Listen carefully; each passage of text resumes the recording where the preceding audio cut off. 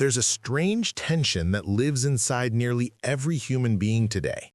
A restless hum beneath the surface, whispering, "You should be doing something." Even when the body sits still, the mind keeps moving. We measure our worth by our effort, our identity by our achievements, and our happiness by how efficiently we chase it. If you stop and do nothing, even for a few moments, you may feel an unease creeping in, as if the world might collapse if you dared to rest. We live in an age that worships productivity. We schedule our peace, plan our spontaneity, and turn even meditation into a competitive sport. We cannot sit without checking the clock. We cannot breathe without wondering what's next. But what if this restlessness is not a sign of progress, but a symptom of our disconnection from being? The greatest illusion of the modern age is that life is something to be managed, that existence is a project and we its tired supervisors. Yet what if life was never meant to be managed, only experienced? Imagine a river that never pauses. The water, always rushing, never resting, believes it must move faster to find peace. But in its hurry, it erodes its own banks, destroying the very path it flows through. We are that river. Our constant motion is not freedom, it's fear in disguise. Fear of stillness, because stillness confronts us with truth. When you stop moving, you begin to see what you've been running from. Your own reflection, your own voice, the faint whisper of existence that says you are already enough. This is why doing nothing feels so difficult. It isn't laziness, it's courage. It takes immense bravery to sit quietly and let the noise within settle on its own. The modern mind fears emptiness. It believes that silence equals failure, that idleness means insignificance. But this is a misunderstanding of life's rhythm. The heart does not beat constantly, it rests between beats. Music is not made of continuous sound, it breathes through pauses. Even the universe itself expands and contracts, a cosmic inhale and exhale, a pulse of being and becoming.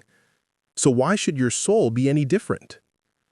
You have been told since childhood, do something with your life. But rarely were you told, be something with your life. This is the source of our exhaustion. We mistake motion for meaning. We run so hard towards success that we forget what it feels like to be alive. To do nothing, truly nothing, is to remember that life continues without your interference. The grass grows without your permission. The sun rises without your reminder.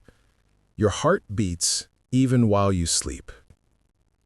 Doing nothing is not a rejection of life. It's participation in its deeper current. It's learning to float rather than constantly swim. There is a strange beauty in watching clouds drift, in feeling the air move through your lungs without any need to direct it. It's the beauty of realizing that existence was always self-sufficient. When you stop trying to make life happen, you discover that it's happening beautifully on its own. Here lies the paradox that few ever understand. When you finally stop striving, you begin to see clearly. The more you chase stillness, the farther it moves away. You cannot achieve peace. You can only stop disturbing it. It's like trying to smooth water with your hand. The harder you try, the more ripples you create. Only when you let it be does it return to its natural calm. Doing nothing, in this sense, is not the absence of life. It's the presence of awareness. It's the space where you meet yourself without masks, without agenda. You realize that there is no finish line, no grand destination waiting beyond your effort. You are already home. And yet this realization frightens many. Because if you are already home, then what becomes of all your striving? What becomes of your identity that was built around the idea of becoming? This is where the ego trembles, for it lives only in the movement toward more. But the soul, timeless and patient, lives in the sacred art of enough. So the journey begins not with effort, but with surrender.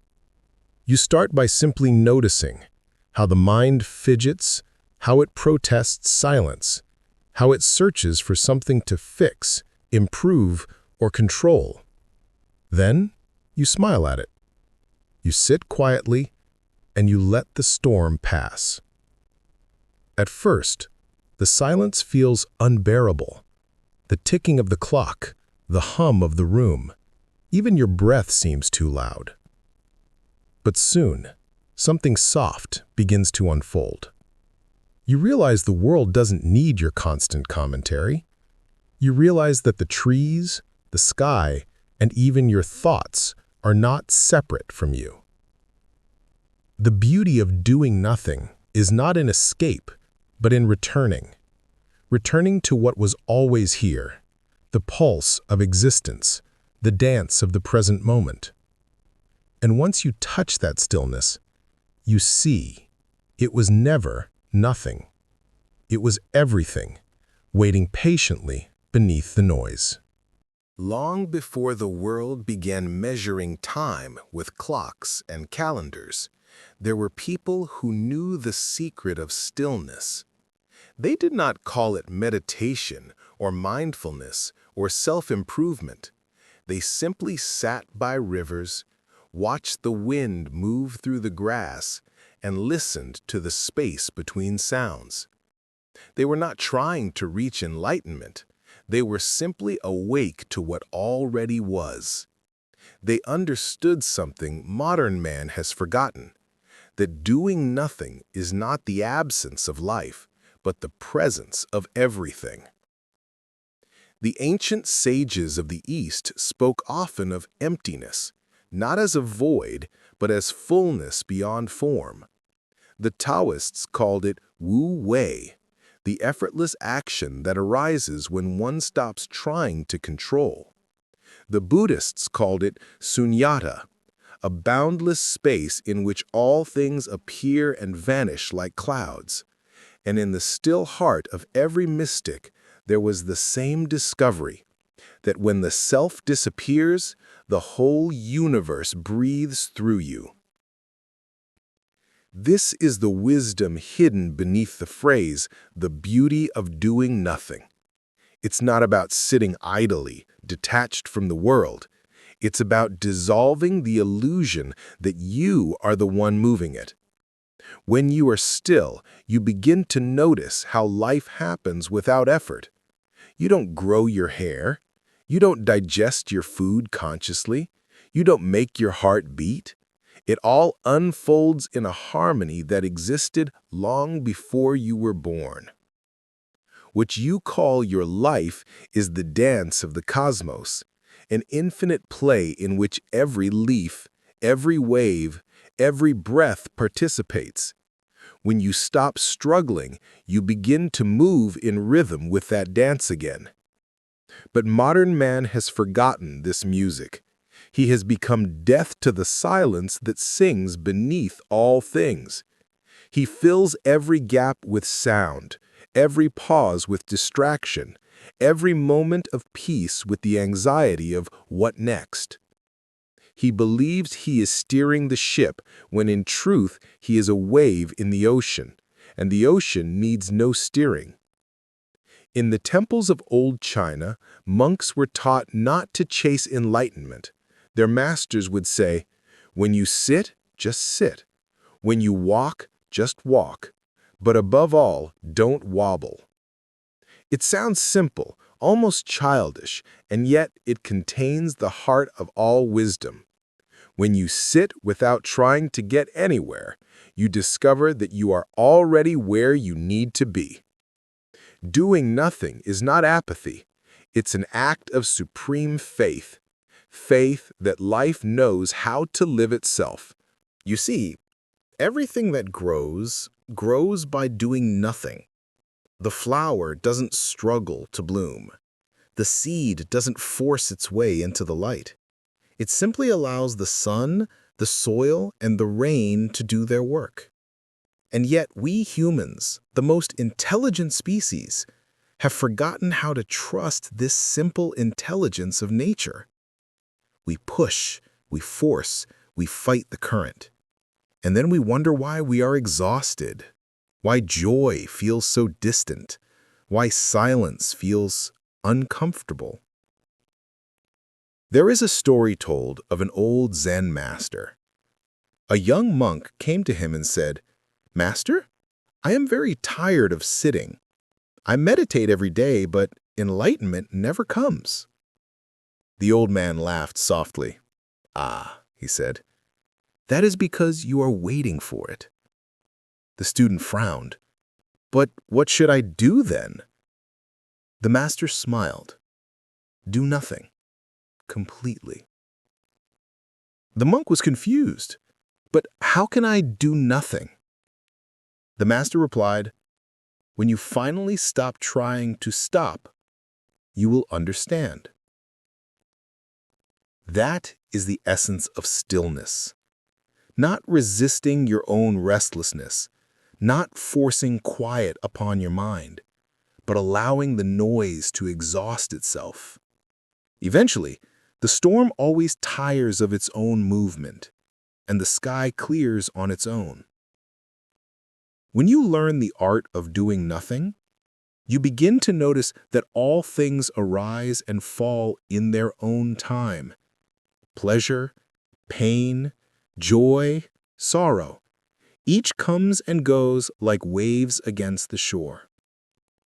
The wise do not cling to one, nor flee from the other. They watch them both, smiling gently at the play of opposites. To do nothing is to trust this rhythm, to see that you are not separate from it, that your stillness is part of its movement. When you stop fighting life, you realize it was never against you. It was only your resistance that created the struggle. Doing nothing, truly, is a return to harmony. It's like a musician who stops trying to control the melody and instead listens for the song already being played. You begin to live not as a separate actor, but as a flute through which the wind of life sings. And when the song flows through you, it brings with it a joy that no achievement can touch, a peace that needs no reason to exist. So the ancient ones were not lazy. They were not idle or indifferent. They were simply wise enough to see that the hands of time don't need our permission to turn.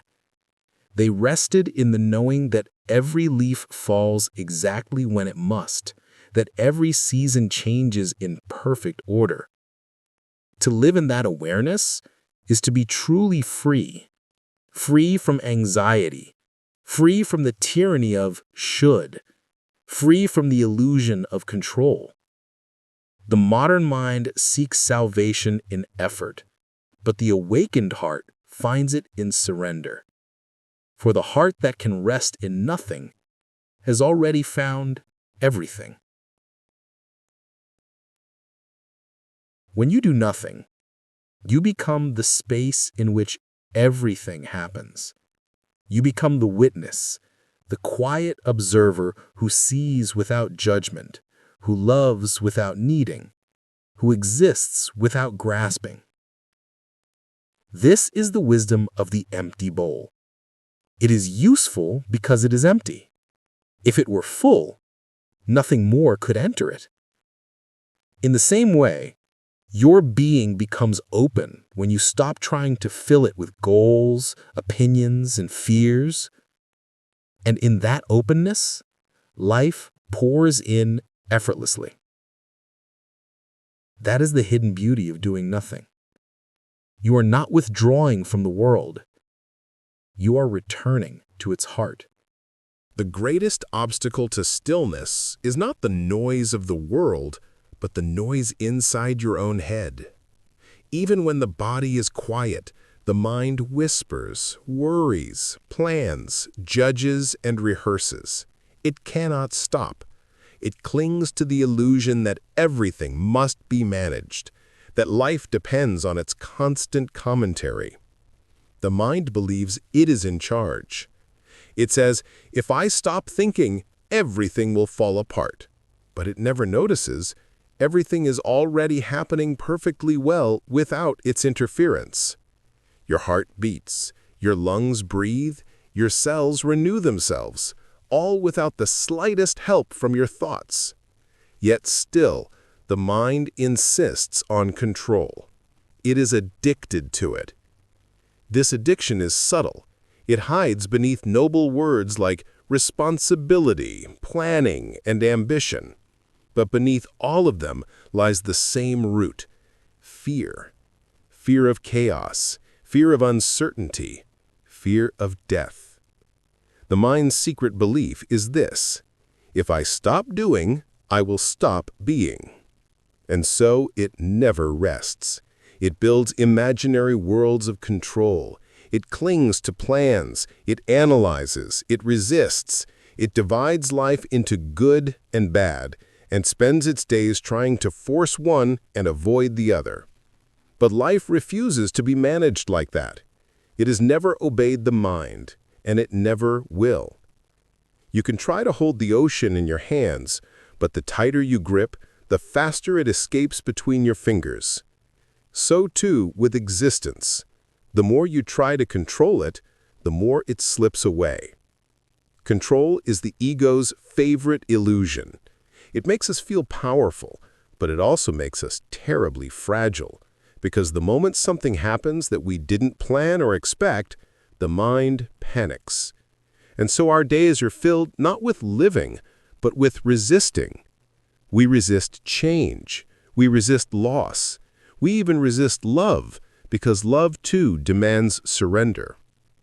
Doing nothing is terrifying to the mind, because it cannot imagine safety without control. It cannot believe that life itself might be trustworthy. But look closer. Did the sun ever forget to rise? Did the seasons ever fail to turn? Did the tree ever forget to grow toward the light?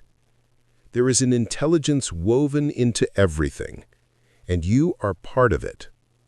When you let go of control, you don't fall into chaos. You fall into harmony. The mystics have always said, let go and you will be held. But letting go is not a decision. It is a realization. You don't force yourself to release control. You simply see that you never had it. And in that seeing, the grasping hand opens on its own. Imagine the moment before sleep. You don't make sleep happen. You only allow it. If you try to force it, it runs from you. Only when you surrender does it arrive naturally. This is the same with peace, with joy, with love. They arise in the absence of control, not because of it. But how does one live in the world without control? Surely we must plan, work, decide, and act. Yes, but these arise differently when the mind is quiet.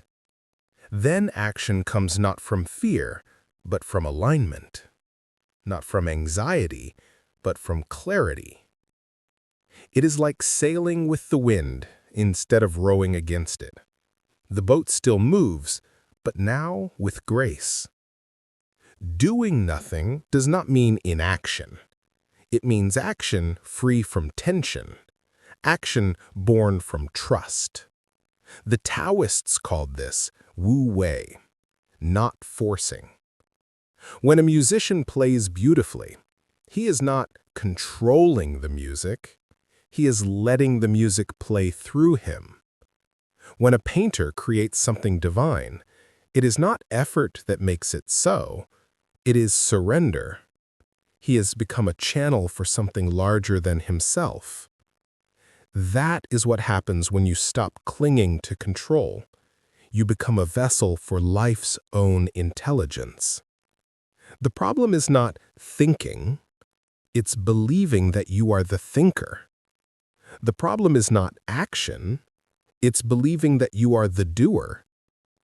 When you see that thoughts arise and dissolve on their own, when you notice that actions happen spontaneously, you begin to understand the secret.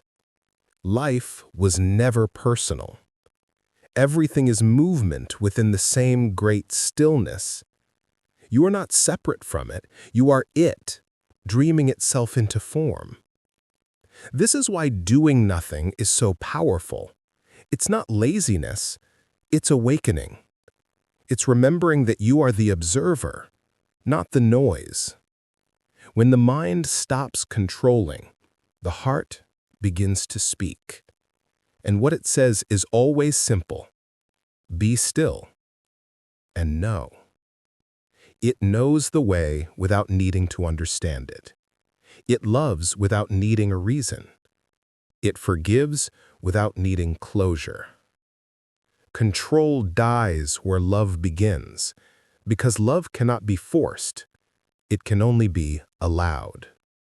So doing nothing is not an escape from life. It is the return to its natural flow. It is standing in the middle of the river and realizing the current was never against you. You were just swimming too hard. Slowly, you begin to see that the mind's constant need to do was only a distraction from being. Every plan, every goal, every attempt to improve was a way to avoid the silence that reveals who you are. And when that silence finally arrives, you realize something both terrifying and freeing. You were never in control, but you were always cared for. Life does not need your control, it needs your participation. It does not ask you to dominate, only to dance. The beauty of doing nothing is the beauty of being lived. You are not the puppeteer, nor the puppet. You are the dance itself. There comes a moment in every human life, sometimes by accident, sometimes through exhaustion, and sometimes through grace, when time suddenly loosens its grip. For a brief instant, the world stops rushing, the mind stops demanding, and something ancient awakens inside you. It is the moment when you look at the sky and realize you have been asleep for years. The moment when you sit in silence and realize silence is not empty, it is full. It is the moment when doing nothing reveals everything. We spend much of our lives running after time, as if it is always slipping away. We say, "I don't have enough time," or "Time is moving too fast." But time has never moved. Only your mind does. The mind runs ahead into imagined futures or backward into memory, and then complains the present is too short. But the present is infinite. It is the doorway to eternity. The moment you do nothing, truly nothing, not planning, not remembering, not comparing, not resisting, time collapses. And what remains is presence. Presence is not something you create. It's what you uncover when all distractions fall away.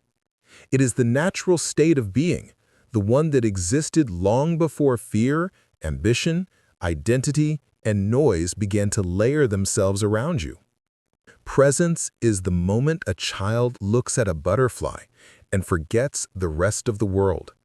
It is the moment you sit with a cup of tea and the steam rising from it feels like a prayer. It is the moment you breathe deeply and suddenly the breath feels like life itself flowing in and out of your body. Presence is doing nothing and discovering you are everything. Have you ever noticed that the most beautiful moments of life are the ones where you were not trying to reach anything? Watching sunlight move across a wall, listening to rain fall in a window, sitting with someone you love without needing to speak. In these moments, you are not the doer, You are the witness. You are awareness itself. And in that awareness, time stops being a prison and becomes a playground. When time dissolves, so do your problems. Not because they magically disappear, but because you see them from the vantage point of the eternal. A worry about next week cannot survive in the presence of now. A fear from childhood cannot exist in the silence of your breath. Regret loses its weight when you realize you were not the person to whom the regret happened. Everything you carry belongs to time, not to you. Doing nothing breaks the spell. In the stillness, you see life as it truly is. Not a race, but a rhythm. Not a task, but a dance. Not a burden, but a mystery unfolding moment by moment. And the funny thing is, you've seen this before. You saw it in the way trees sway with the wind without ever asking where the wind is going. You saw it in the river that flows around rocks effortlessly, without arguments, without plans. You saw it in birds that fly thousands of miles with no map but perfect trust. Nature is always doing nothing, yet everything gets done. The sun is never in a hurry, yet it lights the world every morning. The moon never forces the night to arrive, yet darkness comes faithfully. Silence does not try to teach, yet it teaches everything. When you experience even a few seconds of genuine presence, it is enough to change the course of your life. Because you realize that peace was never something you had to earn. It was your home all along, waiting for you beneath the noise. Doing nothing becomes the doorway through which you return to yourself. And once you taste this timeless stillness, your relationship with life transforms. You no longer rush because there is nowhere to rush to. You no longer cling because nothing real can be taken from you. You no longer fear the future because you see that the present has always carried you gently. Time loses its sharp edges and becomes soft, fluid, alive.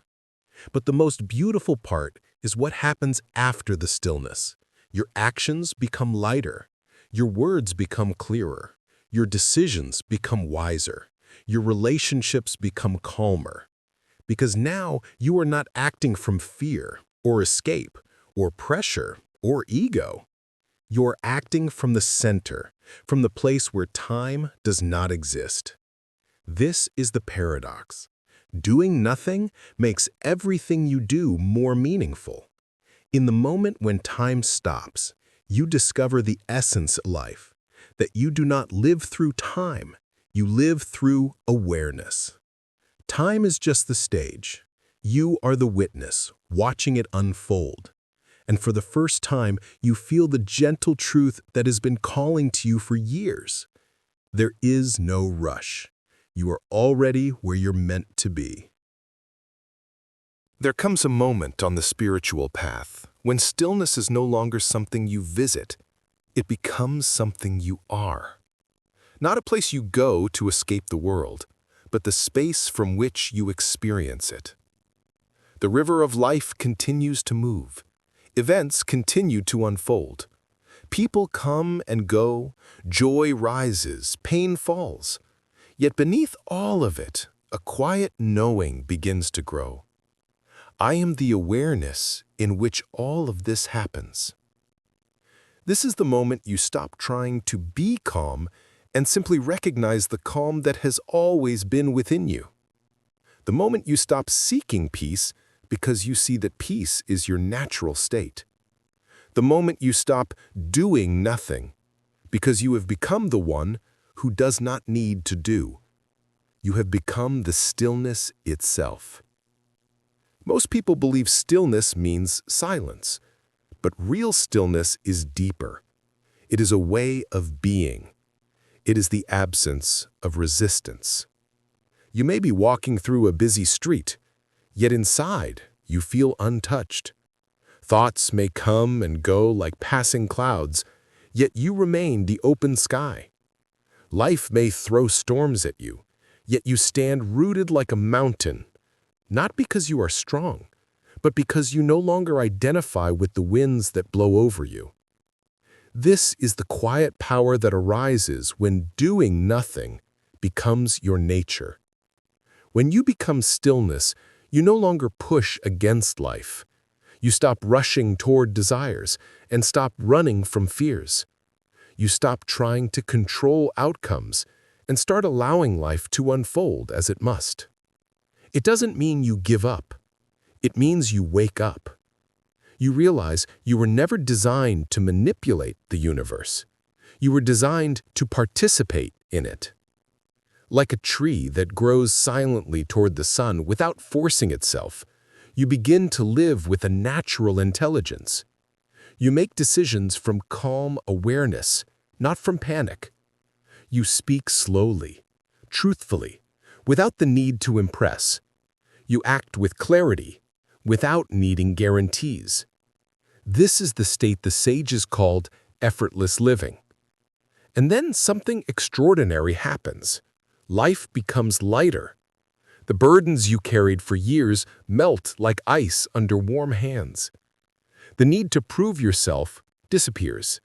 The need to explain yourself fades. The need to win, please, or compete no longer makes sense, because you see that life was never a competition, but a dance of energy, a play of forms, a story writing itself. In this realization, your heart softens, your breath deepens, your face relaxes, your words slow down, your presence expands. People feel safe around you because your energy says, nothing needs to be fixed. Everything is allowed to be. The beauty of becoming stillness is that it transforms your relationships too. You stop projecting your fears onto others. You stop needing constant reassurance. You stop seeking validation. Instead, you begin to listen. Not to respond, but to understand. You see others not as obstacles or extensions of yourself, but as expressions of the same consciousness playing different roles. Compassion becomes natural, not practiced. Forgiveness becomes effortless, not forced. Love becomes spacious, not clingy. You love because you are love, the open space in which all things arise. And yet, the most beautiful transformation happens within your own mind. Thoughts still appear, but they no longer command you. Emotions still move, but they no longer drown you. Challenges still come, but they no longer break you. You become like the ocean. Waves may rise on the surface, but the depths remain undisturbed. This depth is your true nature, the awareness behind every experience. Once you become rooted there, doing nothing is no longer an action. It is your way of being. Now, even in the middle of activity, you are still. Even in the middle of noise, you are quiet. Even in the middle of chaos, you are clear. This is the paradox of real awakening. You become more alive, not less, more engaged, not detached, more open, not withdrawn. Stillness does not remove you from life. It opens you to life completely. You don't hide from the world, you stop fearing it. You don't escape responsibility, you stop carrying unnecessary weight. You don't abandon action, you stop acting from illusion. You become a servant of the moment, a vessel of presence, a participant in the great unfolding. The greatest secret is this: you don't find stillness, you uncover it. It was always there, beneath the layers of thought, beneath the noise of worry, beneath the storms of emotion. It is your original nature. the awareness that existed before your first thought, before your first fear, before the world told you who you were supposed to be. Doing nothing helps you rediscover this truth. It strips away the illusions until only the essence remains. And when you live from that essence, life becomes simple. Not easy, but clear, meaningful, and deeply alive.